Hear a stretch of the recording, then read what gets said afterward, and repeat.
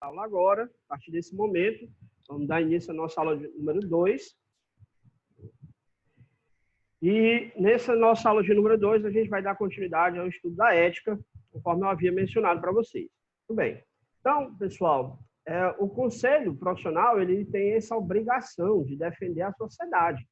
Pô, será que o Marcos está exercendo a atividade dele direito? O Marcos vai fazer uma instalação elétrica para um cliente e o Marcos não segue as normas procedentes e acaba fazendo com que o mau serviço aplicado leve a um incêndio, inclusive com óbito.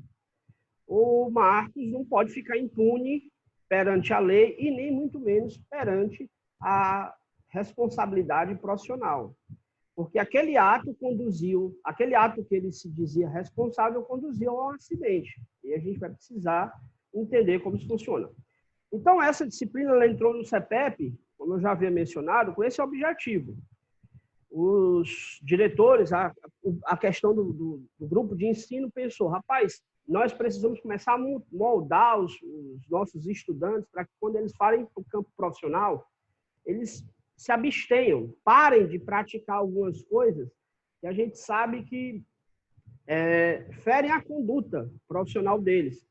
Poxa, o cara estuda um ano, mais de um ano, tendo aula online, tendo aula presencial, fazendo um trabalho, perdendo sábado e domingo de sol e de praia, para ter uma profissão, se engajar no mercado, ele vai trabalhar e aí começa a sua atividade profissional de uma forma totalmente descabida, sem perceber que existe uma série de regras, de leis para isso, e ele acaba se acometendo de uma falha que acaba perdendo o registro profissional dele.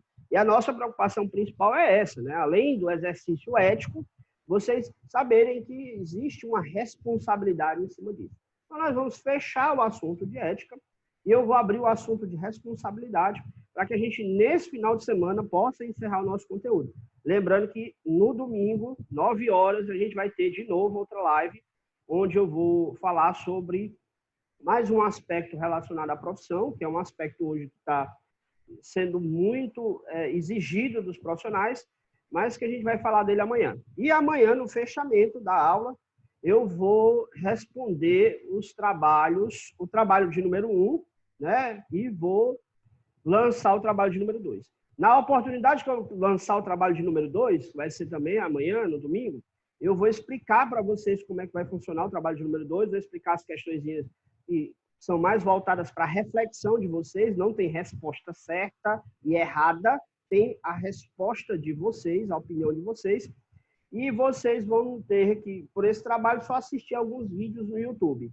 Esses vídeos no YouTube eu até passaria na aula amanhã, mas eu já vi que o Zoom não gosta muito de vídeo, não. Ele trava um pouquinho com relação a isso.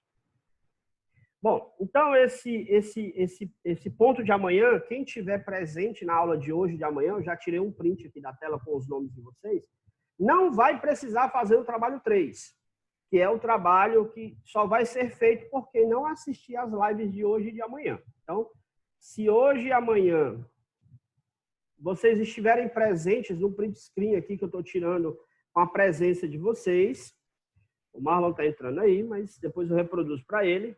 Então, se vocês estiverem presentes, eu vou abster vocês de fazer o 3 e vocês já vão estar com a disciplina de número 2 concluída, a disciplina de legislação ética concluída, com o trabalho de número 2. O trabalho de número 3, eu vou, obviamente, falar para quem está assistindo a aula gravada, quem está assistindo depois, que vai me procurar. Se você está assistindo essa aula gravada, você vai ter que me procurar, porque muito provavelmente você vai ter mais uma atividade aí, já que você não pôde, por qualquer que seja o motivo, está fazendo parte agora desse momento aqui com a gente. Tá bom? Então, eu vou me preparar aqui, vou jogar aqui para vocês na tela o que a gente vai trabalhar hoje, é uma continuação. Eu vou precisar da participação de vocês hoje, mesmo que seja essa participação seja pelo WhatsApp, não tem problema, ou então pelo chat. Aí tem um chat que vocês podem mandar respostas e a gente vai precisar interagir só um pouquinho hoje, porque eu preciso saber de vocês algumas opiniões. Sim, antes disso, 2 novidades que eu já vou deixar registrado aqui na live. E eu acho que é de interesse de vocês, vocês vão gostar pra caramba. Eu, particularmente, quando passo nas turmas do CEPEP, por eu ter trabalhado no CREA, trabalhar no CREA há muito tempo e também conhecer o pessoal do CFT, que é o Conselho Federal dos Técnicos, eu tenho falado essa pegada que eu fiz na aula passada sobre o Conselho dos Técnicos. Porém, o gerente geral do Conselho Regional dos Técnicos aqui no Ceará, que é o Francisco Teone, é o cara que manda aqui no Conselho dos Técnicos daqui do Ceará, ele é meu amigo pessoal, trabalha comigo também lá no CREA, faz um trabalho de diretoria lá no CREA, ele é meu diretor pessoal. Eu conversei com ele e pedi a ele para a gente fazer uma palestra com todo mundo sobre o Conselho dos Técnicos, para que vocês possam saber mais sobre como vai ser esse negócio de CFT, de registro profissional, quando vocês tiverem concluído o curso de vocês. Vocês vão precisar, cara, fazer isso. Eu expliquei, obviamente, amistosamente, mas ele vai falar para vocês, inclusive, sobre a atuação de direito salarial. Como é que está essa luta por salário para quem é técnico? Existe uma briga aí que muita gente me pergunta, professor, existe um piso salarial para o técnico? Ele é a pessoa mais indicada, porque além de trabalhar no CFT, ele é presidente do Sindicato dos Técnicos. Então, eu vou marcar com ele, ele já me sinalizou que vai, eu vou marcar com ele, para que ele faça uma livezinha com a gente aqui, pelo mesmo aplicativo do Zoom, de 45 minutos no máximo. Lógico que não vai ser durante a aula, vai ser em um outro momento, e ele vai convidar vocês para isso. E aí, eu vou até pedir depois a opinião de vocês no grupo, não precisa ser agora, se é possível a gente fazer essa live na semana de noite. Vamos escolher um dia aí na semana de noite para a gente assistir. E é óbvio que eu vou estar com ele, entrevistando ele, perguntando a ele coisas sobre o CFT, ele falando. Eu vou gravar, né, essa live e deixar disponível também para que vocês possam depois assistir. Cara, eu acho que vale muito a pena, porque às vezes a gente fica até perdido, sem saber o que fazer. Eu estou fazendo um curso de eletrotécnica, estou fazendo um curso de mecânica, porque fulano me indicou, disse que eu precisava do curso para trabalhar lá na CSP, precisava do curso para trabalhar lá no PECEM. Está tudo correto isso. Mas o bom é a gente ter domínio do que a gente está fazendo, do profissional que a gente está se formando. É importante a gente saber quais são os passos em seguida. E o que eu posso fazer? Vocês não precisam ser funcionários de alguém. Vocês podem ter seu próprio negócio. Vocês podem, inclusive, formar um grupo de vocês, entre vocês alunos, para fazer serviços, prestar assistência, prestar a realização de atividades aí. E com a criação do Conselho dos Técnicos, agora é que vocês podem fazer muita coisa.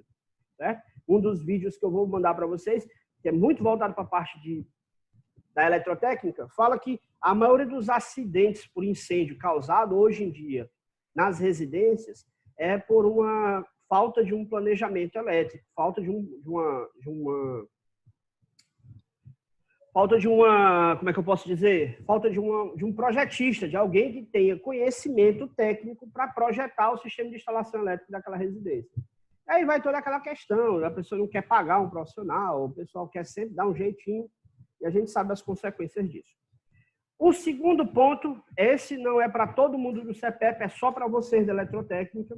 Eu já tenho muito tempo de casa, e dentre essas minhas andanças de casa, eu ensinei muita gente. E tem uma pessoa que hoje ele era aluno, e hoje ele se tornou um amigo meu, um grande amigo.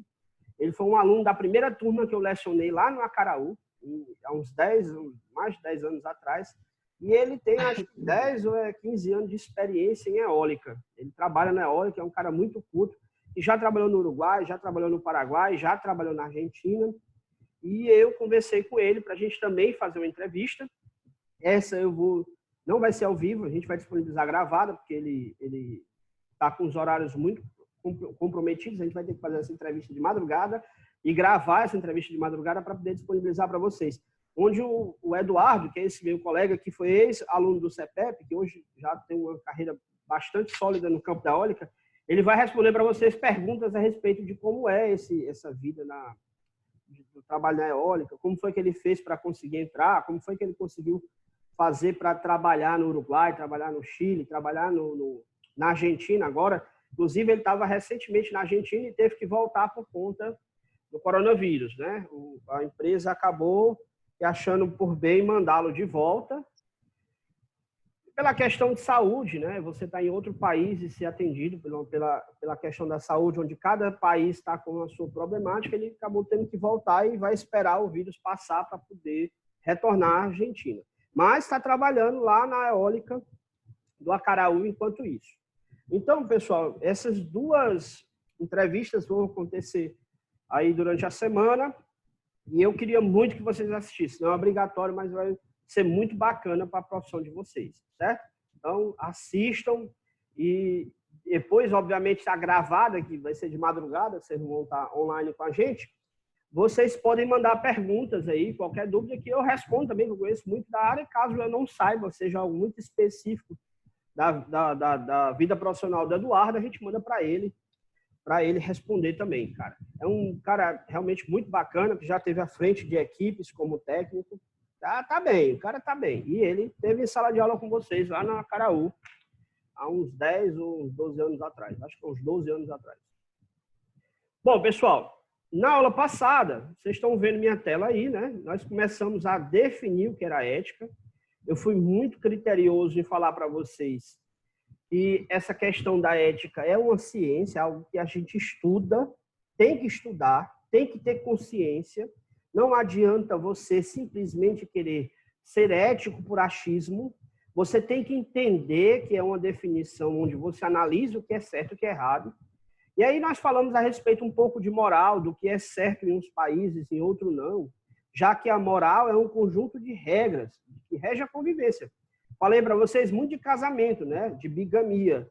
Brasil não pode casar, mas a gente acha até absurdo, mas em outro país é uma coisa mais normal do mundo. Então, a moral, ela se aplica dessa forma. De certa maneira, ela tem muito a ver com costume, né? A moral é distinguida pelos costumes. É o princípio de uma região.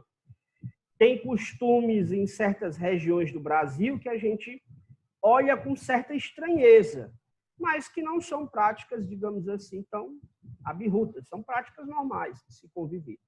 E aí, falei sobre os valores que formam as suas crenças, que são, de fato, o que vocês acreditam. E aí eu disse para vocês, inclusive, pessoal, é uma questão do trabalho. Quais são os critérios para a gente ser considerado uma pessoa ética, ser um sujeito ético?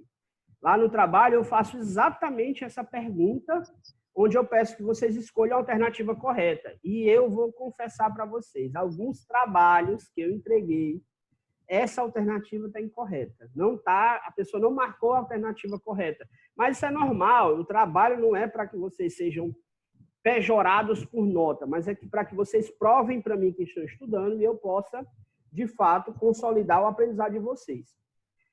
Ser ético, um critério para ser ético é ser consciente de si. Consciência sobre mim, que eu existo, que eu tenho deveres e obrigações. Mas também inclui consciência do outro. Não adianta só eu pensar em mim. Não adianta só eu saber que eu existo. Eu tenho que saber que existe o outro. Então, lá no trabalho, perguntava isso. Ser consciente de si só vale ser como um critério ético? Não. Você tem que ser consciente de si e consciente do outro.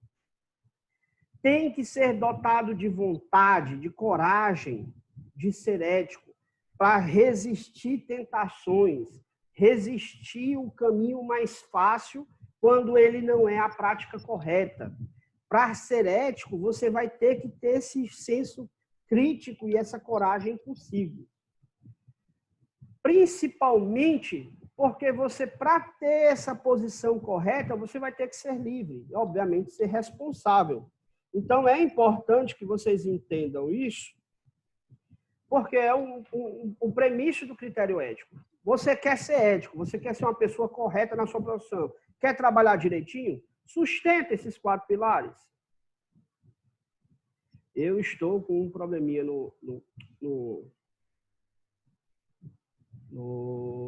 Desculpa, pessoal, estou com um probleminha no programa, no Zoom, que ele fez uma atualização essa semana e ele está derrubando a gente de 40 em 40 minutos, certo? Então, daqui a pouco, talvez a aula caia, não sei se isso vai acontecer, mas se acontecer, eu já mando outro link para a gente entrar de novo na sequência, rapidinho. E essa atualização foi agora, a gente não teve nem como reagir para ela, mas a gente não vai ter isso como um problema, não. Então, se a aula cair, vai lá no grupo, eu já mando outro link imediatamente, já está até quase pronto aqui, para que a gente possa acessar. Se a aula cair, vou passar outro link para vocês. Bom, pessoal, aí a gente continuou falando sobre os tipos de ética, foi onde a gente parou, certo? Bom dia, Daniel, bom dia, Jackson, bom dia, todo mundo aí. Nós paramos a respeito dos tipos de ética e eu falei para vocês sobre ética social. Tudo que nós conversamos até agora foi a ética social, que é aquela ética que fala em relação à vivência, à convivência com as pessoas, onde você se enxerga se relacionando com elas e obedece aquilo que é moral e aquilo que vai de acordo com os valores que a sociedade sustenta. Então, a ética social é o seu convívio no dia a dia. É a sua prática em relação à sua família, em relação aos seus colegas de trabalho, em relação ao seu relacionamento pessoal com as pessoas. Quando a gente desce mais um pouco para outro tipo de ética, a gente vai para a ética profissional. Essa ética profissional, sim, olha só, ela é importante que ela seja entendida, porque a ética profissional vai ter a ver com a sua profissão, com o exercício da sua atividade profissional. A ética profissional ela está fundamentada em você se preocupar em estabelecer uma concordância, uma justiça, saber o que é certo e errado na tua profissão. Antes da gente entrar, eu queria só dizer para vocês, deixar claro para vocês o seguinte: ninguém é isento da lei por não conhecê-la. O que isso quer dizer, professor? Que não é porque você não conhecia a lei, que você não conhecia o código de ética da profissão que vocês estão exercendo, que vocês vão estar isentos de ser punidos caso cometam de uma falha. Mas que também você não deve ficar louco, pegar o livro do código de ética e estudar página por página do código de ética, com medo de vir no dia a dia realizar uma penalidade. Não é assim que funciona. Até porque ética é uma coisa que vai do bom senso. Está fazendo uma coisa, tem dúvida se essa coisa é certa a se fazer, se é a maneira correta de se postar, está com dúvida, aí você vai lá e consulta. Você vai e pergunta a alguém experiente, alguém que já tenha realizado aquela atividade, se é ético fazer isso ou não. De que forma eu posso fazer isso? Eu faço uma pergunta para vocês e vocês vão logo entender o que eu quero dizer. Vocês podem sair aqui no grupo de trabalho falando mal dos colegas de vocês pelo exercício da atividade profissional? Não podem. Já dá para perceber que é errado. Você já sente que algo não é normal nessa atitude. E aí você se freia. Você pensa no seguinte: quais consequências tem de eu estar falando de um colega meu a respeito do trabalho dele? Primeiro, que isso é uma coisa que, obviamente, fere muitos princípios, né? Então, a gente precisa entender, compreender a ação para poder decidir se é correto ou não de fazer. Levando em consideração, obviamente, a questão do bom senso. Se eu tenho bom senso, eu vou ter coerência naquilo que eu estou fazendo. Muito importante a gente entender, porque ninguém vai conseguir decorar, nem, obviamente, se bitolar, isso é uma palavra que eu digo para quem estuda de maneira decorativa, a fazer simplesmente aquilo que a gente acha que é correto porque está na lei, está no documento. Mas a gente tem que usar o bom senso. Nosso senso crítico, ele ajuda muito nesse momento. Então, eu digo para vocês que essa ética profissional está relacionada, de fato, com a profissão de vocês, com o exercício das atividades. Existe um código de ética profissional, existe uma atribuição, nós vamos explorar aqui ele alguns pontos. Eu vou mostrar esse código de ética para vocês em alguns aspectos, para que vocês possam perceber a conjuntura da responsabilidade, que é o ponto da aula de hoje, mas eu quero que vocês não se fissurem a decorar isso, eu quero que vocês saibam e usem um bom senso. Todo mundo tem bom senso. Alguns têm mais, outros têm menos, mas isso é uma prática, é um exercício. vocês podem se exercitar e se questionar. Quando a gente faz as coisas por impulso, eu sou impulsionado a fazer isso, eu me sinto impulsionado a fazer sem pensar, muitas vezes bate o arrependimento. Por que bate o arrependimento? Porque o senso crítico, aquele senso de responsabilidade, aquele senso que a gente tem do certo e do errado, ele vem à tona. Muitas vezes a gente já fez, porque foi automático, eu tomei à frente a minha ação em vez de pensar antes. Isso me faz, obviamente, depois, com mais frieza, com um pouco mais de tranquilidade, refletir. E aí eu sei, rapaz, eu não devia ter falado do fulano. Eu não devia ter criticado o professor tal para aluno. Olha que falta de ética. Existem todo um conjunto para que a gente possa fazer isso. Não é que a gente tem que se omitir de opinião, mas a gente tem que ter responsabilidade com o que a gente faz e o que a gente fala.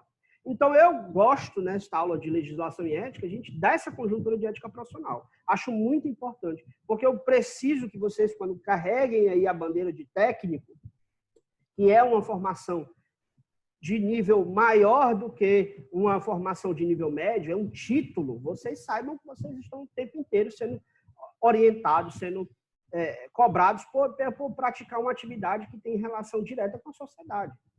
Eu não posso admitir que vocês façam projetos falhos por negligência, por omissão, por vontade de ganhar mais e gastar menos. A gente precisa ter esse senso de responsabilidade. É muito bom esse ponto que a gente vai falar de profissional, porque na vida a gente tem isso mesmo e eu acabo vendo com bastante frequência esse tipo de ação. A ética individual, que é um assunto que eu vou abordar aqui com vocês rapidamente, porque não é o nosso foco, mas é algo como que eu acho que hoje eu coloquei aqui porque é uma coisa que está faltando muito para o ser humano. É a gente conseguir ver o outro. Lembra lá em cima que para ser ético tinha que ter consciência de si, consciência do outro? A ética individual parte desse princípio, a empatia. Eu já falei dessa palavra aqui, mas vou explicar novamente para vocês. A gente conseguir ver o outro, conseguir enxergar o outro. Essa é a condizente de ética individual. Quando eu trabalho a ética de ponta a ponto, de pessoa a pessoa, não levando em consideração regras, conjuntos, mas eu consigo me colocar na outra pessoa. Esse ponto da ética individual tem a ver com o negócio de cidadania, da gente saber ajudar, ser solidário. E, por último, aí, a ética organizacional, que é a ética que trata de empresas, trata de pessoa jurídica, empresa para empresa. Como a empresa se relaciona com as partes interessadas. Quem são as partes interessadas de uma empresa? As partes interessadas de uma empresa são os fornecedores, são os funcionários, são os outros clientes que compram materiais dessa empresa. Então, essa ética organizacional tem a ver com isso. E eu acho muito importante, porque eu acho que vocês, como técnico e eletrotécnica, não podem se limitar somente a serem profissionais do mercado, mas sim também serem empreendedores. E entender que existe também uma relação ética com as partes interessadas de uma empresa. Existe um nome técnico, eu não gosto muito desses nomes técnicos, mas eu preciso, como professor, lecionar isso aqui, são chamados de stakeholders. Quando você ouvir essa palavra stakeholders, ele está querendo dizer as partes interessadas. Quem são as partes interessadas na minha empresa? Os meus funcionários, que precisam do meu salário, que precisam do salário que eu pago, são os meus clientes que eu presto serviço, são os meus fornecedores de material elétrico, são todas essas pessoas que eu vou me relacionar com elas. A live vai acabar agora, eu acho que ela vai fechar, é uma atualização nova que está trazendo. Eu, em um minutinho, mando um link novo para vocês aí no grupo. Clica no link e volta para cá rapidinho para a gente não quebrar a linha de raciocínio. Ok? Eu vou só esperar ver se ele vai fechar mesmo. É uma atualização nova. Né? Lembra que a aula passada a gente fez sem nenhuma interferência, mas hoje, infelizmente, eu estou vendo isso aqui de primeira mão, tá? Então, eu acho que já deve estar encerrando. Só tinha mais um minuto. Jackson, eu mando no Gmail, viu, Jackson? Tá certo, professor. Eu acho que ela vai cair.